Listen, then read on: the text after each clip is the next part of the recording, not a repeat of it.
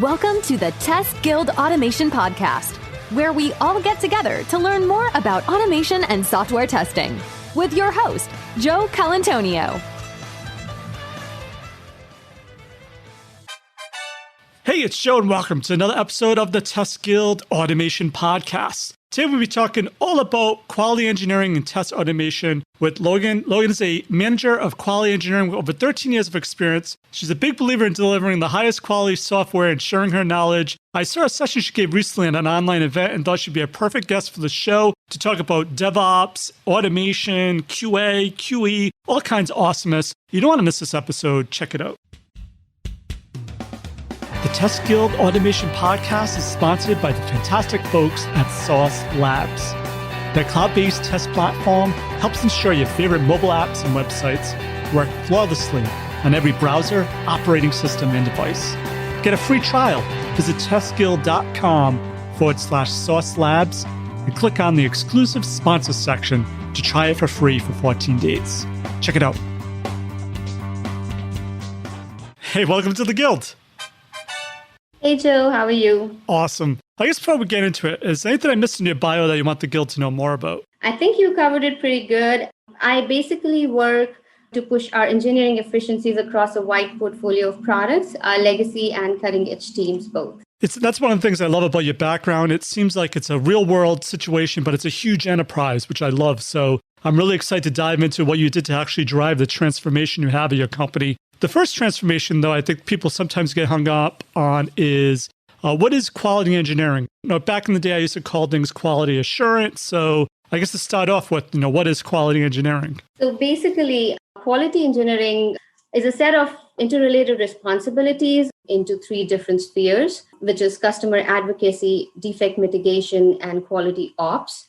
And to explain this a little bit further, so the QE or quality engineers are basically customers advocates. We represent customers. We're in the shoes of the end users. We're trying to test relevant things, making sure the requirements are correct and the product is working as per the expectations. The other sphere is defect mitigation. So we want to ensure that we're testing at every layer, like starting from there are unit tests, there's service tests, there is front-end testing, automation, and then performance engineering, and all those good things. So that's the defect mitigation part. And now the most interesting one, and which I feel is newer to this domain, is the quality ops. So how quality engineering can be integrated with the ops here. So like it deals with deployment ownership, environment ownership. Quality engineering, it's just more than QE because quality assurance is making sure that the product is of a good quality, finding defects.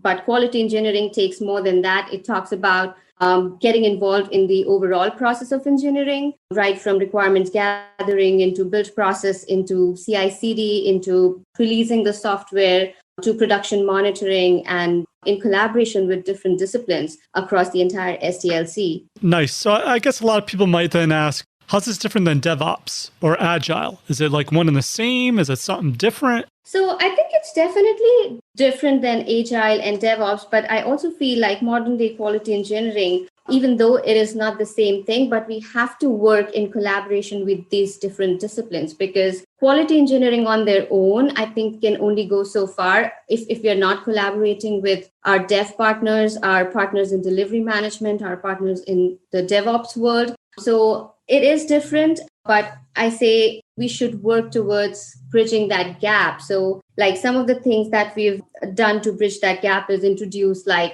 squad-based testing, where we expect the entire team to help us with testing to make sure that there is no like QE doesn't become the bottleneck and there is a continuous flow of testing throughout the sprints. And then at the same time, we're also working with the DevOps team, monitoring and synthetics, and making sure that QEs are collaborating with them and helping out driving those network synthetics. Because as a quality engineer, I think we know the product and what areas are most important and where networking should be there, what kind of alerts should be set there. So we're working with DevOps to sort of in that collaboration to provide that insight into what is important, what should be monitored, and how to sort of keep those tests updated. And then similarly with developers, like we had a goal last year, we call it Find It, Fix It, again, in the terms of bridging the gap between QE and dev, where we literally asked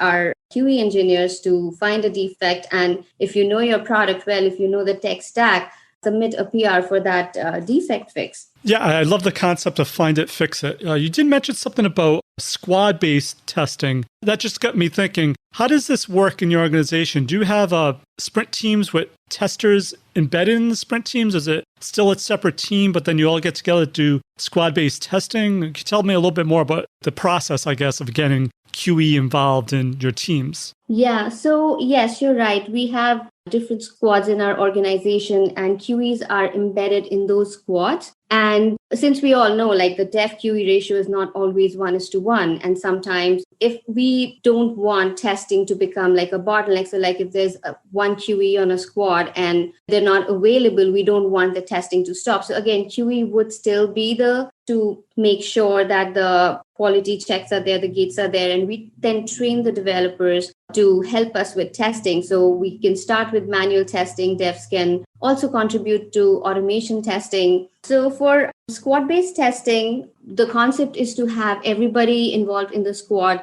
contribute to test, because that would avoid QEs being the bottleneck. And then once the stories start getting stack up in the testing column, usually they decide like a work in progress limit. So if there are more than 6 or 7 tickets in testing, then one of the developer would pick up a testing ticket from in testing column and help out with testing rather than picking up another ticket for development. And the only rule is, though, a developer cannot test their own story. So they can help out testing the stories and tickets developed by the other developers. Developers can also contribute to the automation and regression testing or release testing. And it then depends, like team to team, what the team dynamics is and how they've understood it and what's comfortable for each team. Awesome. So I think in your presentation, you had like squad-based testing underneath bridging the gap between QE and dev. You also had something called about, I think it was have a reliable feedback framework. So I guess, how do you have a reliable feedback framework? How did you put that in place? So for the feedback framework, we wanted to have feedback at every level. So like it could mean 2 things, right? Feedback on the product, and then feedback also on the quality engineering efforts and like what kind of testing we're putting into. So we address feedback on different levels. For the product, we want to make sure that the developers, when they're testing, they know how to give the feedback on the stories that they're testing. There are rules in place. There is a proper test case management system. There are proper channels where they could get the feedback back to the original developer or the quality engineers about a particular ticket. Like from feedback framework regarding how the quality engineering is doing, we want to know what if the developers and the other team members, they understand like where we are in terms of testing, like how transparent is your quality engineering? Do you know what goes in your smoke test? Do you know what regression comprises of? What do we do for production validation testing? So we want to make sure that there is a channel to sort of get all that feedback back to the quality engineering group. Very cool. So you had another cool slide here on measuring how quality engineering is done. Now, you mentioned surveys, I believe, in this session. So is this surveys your company has done? Is it what other companies have done? What are those metrics that you found really helpful to actually measuring the QE transformation, how your teams are doing? Right. So we're actually measuring 8 different metrics to sort of measure the engineering efficiencies. So the 4 are the standard DORA metrics, the DevOps research and assessment metrics. So that comprises of lead time, which is basically the time a ticket takes in business days to take the time it takes from code commit to live in production. The second one is deployment frequency. We measure these metrics monthly, so how often we deploy to production in a month. Then another one is change failure rate, like what percentage of our releases are successful versus which changes need to be rolled back. The fourth one is mean time to recover. Those are the 4 DORA metrics. And then additionally, we track 4 more metrics, which is rework, production release activity time, critical automation percentage, and automation runtime. So rework is basically, so in your workflow, if anything goes backwards, so like if a story is being tested and you find a defect and it goes back to development, then, and for any reason, it could be config issues, it could be build issues, it could be defect. But if there is rework, we do count it because we want to look into why there is so much rework. And these become like really interesting topics for retro discussions or team meetings where, we find areas for improvement. Like, for example, for a team, if the rework is really high, say 25, 30, 35%, then are the acceptance criteria not clear? Are developers and testers talking to each other? Is there enough clarity on the stories? Is there enough context around the stories? Are we doing refinements properly? So these metrics are really good indicators of sort of figuring out like what's a problem area, then trying to resolve it. Production release activity time is basically how long does it take for a team to release to production and do the prod validation. We want to keep this number low if we want to increase the deployment frequency, because if your deployments take hours to push code out to production, definitely we don't want to do it again and again. And generally there's an understanding that people don't want to like spend so much time in releases, which is the opposite of where we want to be. So that's again a really good metric to measure and track. Then critical automation is basically what percentage of your smoke test suite is automated. We want this to be 100% at least, because we're not tracking regression here, because we want to be real careful about what we want to automate and how much we want to automate, because it just then becomes a big maintenance activity if we automate everything without prioritizing. As much as I love automation, I want to be careful with we automate and test that we're not going to run again and again. We don't want to spend too much time there. So that's why we're tracking critical automation here. And then the automation runtime, because it speaks volumes about the teams. Like if their critical automation runtimes is in minutes, is in hours, how long does it take? So if it takes 2 to 3 hours, then it means that there's scope of improvement. Where are we running the tests in parallel? Do we need to scale the infrastructure for testing? So these are some areas which gives us insights into like what's the state of the team and what are the improvement areas that we can work on. Nice. So you touched a little bit on test automation, but we haven't actually touched it in detail here. So just curious to know, what is your high-level test automation strategy? And then I thought maybe we dive into maybe certain areas. Sure. So for test automation, I believe that there has to be, so we don't want to sort of create this big backlog of automation where we are always automating after the sprint is over or after the story is released. So I'm a big proponent of considering automation in the definition of done. Now, automation should be done in different layers. So there should be service level automation. There should be automation for the UI, front end stories and tickets. But again, like there should be a careful discussion between the QE teams and the stakeholders, like what is a P1 test case? What is a critical path scenario? That at least that should be automated. Which are our stable tests? Which tests are likely to change, but we should have some sort of agreement and buy-in from the entire team that this is something that the test team is going to invest time in. And we don't want to push automation to the last step, or we do automation later, or just keep on creating this backlog of automation, which in reality we never get to. So my strategy is to automate the high priority critical tests within the same sprint and include that piece in your definition of done. So like once your test story is tested, you report all the defects get fixed, it's accepted, and you automate it, and then you push it out to production. That way you're always up to date with your automation backlog. So are there any lessons you learned from doing test automation that you iterated on to make better? Like how long does it take to run your smoke test? Did you find a bottleneck at first? And how do you get the whole team not to lose confidence in the test? Like if they were failing, were they being flaky? Just tell me a little bit about the real world implementation at that point. Right. So we wanted to, like I said, we focus on a higher deployment frequency. So we wanted to get to a point for a particular team where we were doing like monthly deployments. And then from monthly, we did automate a whole lot. And we wanted to get to a point where we were doing weekly deployments. And then now we're doing daily deployments, of course. But so we were looking into this big test suite and we were having a whole lot of flaky tests. So we wanted this release to be a non-event. We wanted to be able to release on demand. So we tried breaking down that problem into different pieces where We looked at the test execution time. We looked at how many tests are failing. We looked at how the tests were organized and then how the test results were being reported. So basically, the test execution, it was taking us about 5 to 6 hours to run the test. It was about 4,000 test cases, and it was taking like 5 to 6 hours for regression testing. So we started collaborating with our DevOps partners, and we scaled our infrastructure. I think initially we were running in EC2 instances, and then we switched to Docker containers, and we ran a whole bunch of parallel tests. And we were able to get it down to under 30 minutes of parallel execution. At the same time, we were getting into a lot of like false negatives. And for a 3,000 or 4,000 test suite, even if you get like 5 or 10% of tests get failed, it's a lot for a person to sort of review and validate the test results. We basically looked into options like how do we get rid of these flaky test results? So we implemented a bunch of things. I remember we did a retry analyzer where, we would just look into the failed test. We'll try to execute them again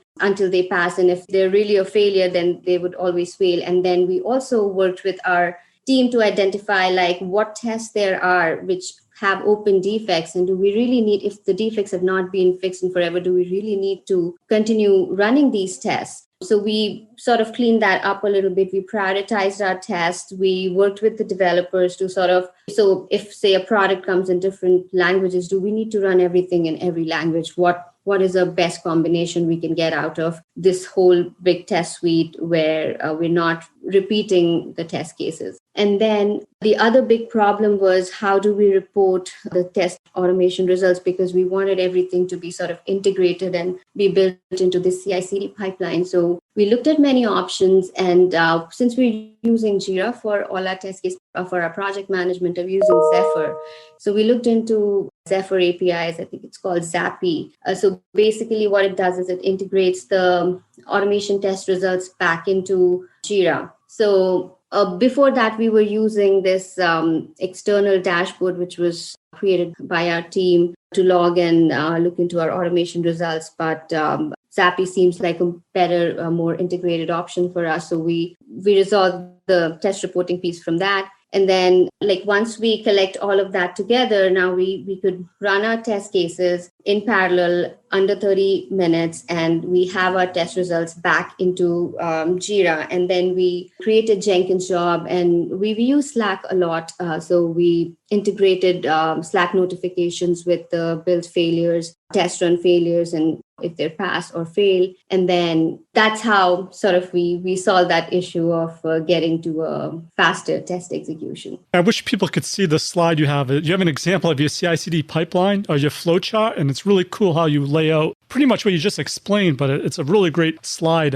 Hopefully with your permission, I'll be able to put it in the show notes for people to check out, but I thought that was really helpful as well. So how do you segment tests? You mentioned if they had defects, do you really need to run all these tests if they are known defects? If it's a language, do you really need to run all the languages? Do you do tagging? Like how does that work? Like I said, Joe, we use Jira for test case management and Zephyr. So I think the logistics were pretty simple. We built different test suites, and we went through this manual process of like revisiting and organizing our tests again. But I think the important part was to have that discussion between the stakeholders, like, is this important enough? Do we really need this test?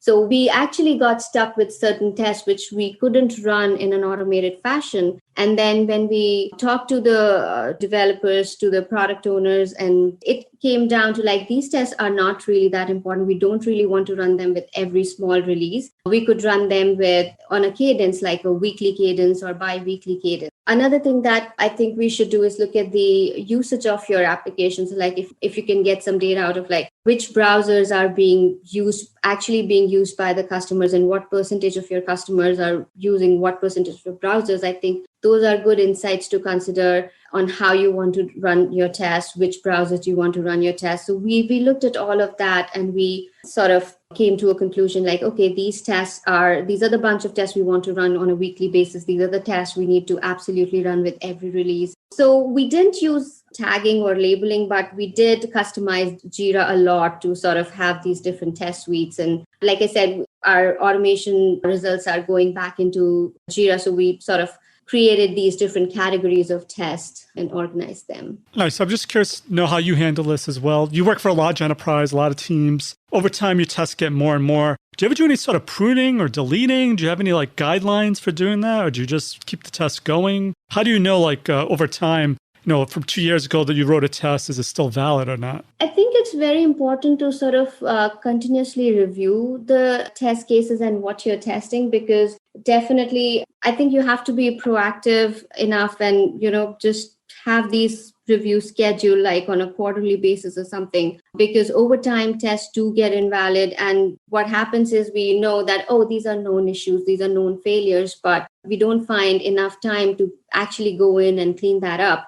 So I think it should be as a good practice, every team should keep looking into what's still valid for a particular product. Great. And so I think you've been at this company for a while. So I'm just curious to know what it was like before this transformation and what it was like after. Do you have anything tangible that showed you that, okay, we made this big change, everyone's involved now in the quality engineering type aspect. So what did that get you? So like I said, Joe, pushing for the engineering efficiency. So basically, it's like getting to market faster and delivering value to our customers in a faster way. We look very closely at lead time, and we want to reduce the lead time as much as possible. And oftentimes, more than an infrastructure change, or it's more like a mentality shift, where you get into this mentality of shipping small batch size releases. Your deliveries become very low risk, because if a lot of commits, a lot of changes are bundled into one big release, it is risky. The regression takes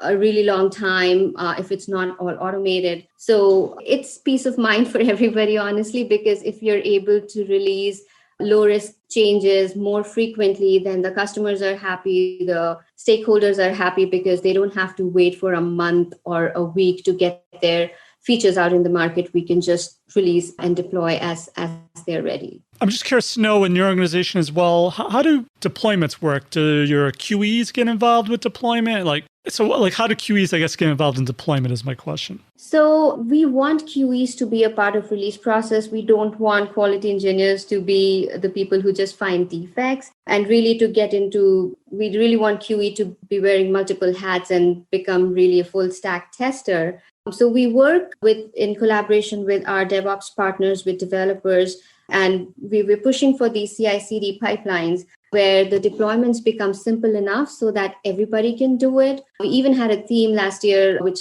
said everyone deploys, and we literally got everybody on the squad to deploy, even the product owners, the delivery managers. Everybody deployed the release to production. But again, it has to be simple enough. It has to be one click release to production, and everybody has to be involved in the releases. So yes, we want quality engineering to be involved in releases. Awesome. It sounds really cool what you've done with your organization with this transformation. So I guess before we go, is there one last actual piece of advice you can give to someone to help them with their QE efforts? And what's the best way to find or contact you? Sure. You can find me on LinkedIn. My name is Lagan Khare. And the one piece of advice is collaboration, I think, is the key for all the quality engineering people, collaboration and relationship building, because if the different disciplines are working together, collaborating, development, the product owners, the DevOps, if we're all working together, we can definitely gain efficiencies and make this whole delivery process much faster and less risky. So that's one piece of advice from me. Collaborate with your counterparts. Thanks again for your automation awesomeness. The links to everything of value we covered in this episode, head on over to testguild.com/A347. And while you're there, make sure to click on the Try for Free Today link under the exclusive sponsor section to learn all about Sauce Labs' awesome products and services. And if the show has helped you in any way, why not rate it and review it in iTunes? Reviews really help in the rankings of the show, and I read each and every one of them. So that's it for this episode of the Test Guild Automation Podcast. I'm Joe, and my mission is to help you succeed with creating end-to-end, full-stack automation awesomeness. As always, test everything and keep the good. Cheers. Thanks for listening to the Test Guild Automation Podcast. Head on over to testguild.com for full show notes, amazing blog articles, and online testing conferences.